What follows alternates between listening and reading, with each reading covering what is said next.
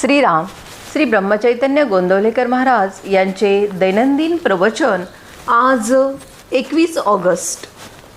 सुख स्वतःवरच अवलंबून आहे. सुखाचा उगम जो आहे तो आपल्यातच आहे. ते जगाकडून मिळत नसते. मनुष्य जगाकडून सुख मिळवण्याचा प्रयत्न करतो, पण ते त्याला मिळत नाही.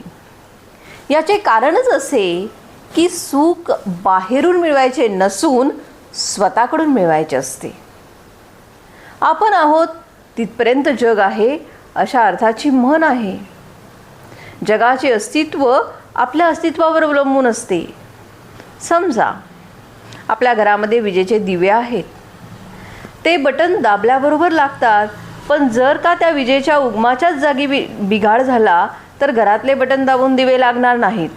फार काय, पण घरातील दिव्यांची दुरुस्ती करण्याचा प्रयत्न केला तरी मूळ ठिकाणच्या बिघाडाची दुरुस्ती होईपर्यंत काहीच उपयोग होत नाही. त्याप्रमाणे आपल्या स्वतःमध्ये सुधारणा झाल्याशिवाय बाहेरून सुख मिळणार नाही.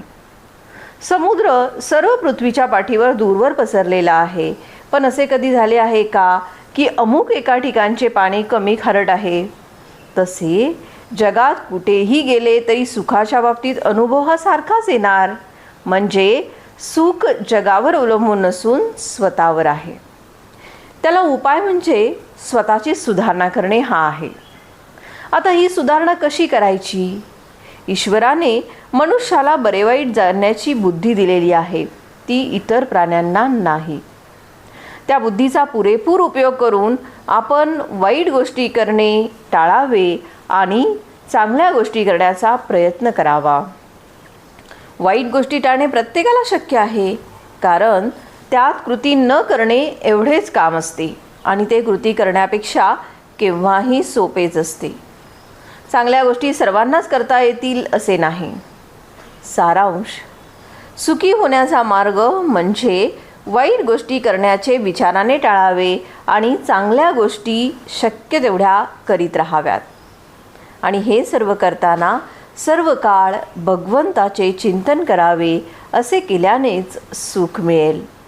जगाकडून सुख मिळेल ही कल्पना चुकीची आहे. तुझं आहे तुझं पाशी, परी तू जागा चुकलाशी. आपण स्वतः जगासारखे वागत नाही किंवा भगवंतासारखेही वागत नाही, मग जगाने आपल्यासारखे वागावे असे आपण का म्हणावे? गीतेमध्ये भगवान सांगतात की मन हे मीच आहे.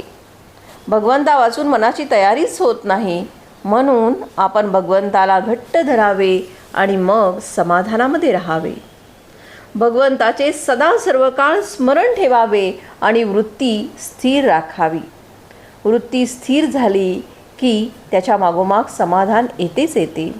आजचे बोधवचन: आपल्याला हव्या त्या गोष्टी देण्यामध्ये भगवंताची खरी कृपा नसून असेल त्या परिस्थितीमध्ये आपले समाधान टिकणे ही त्याच्या कृपेचीच खूण आहे.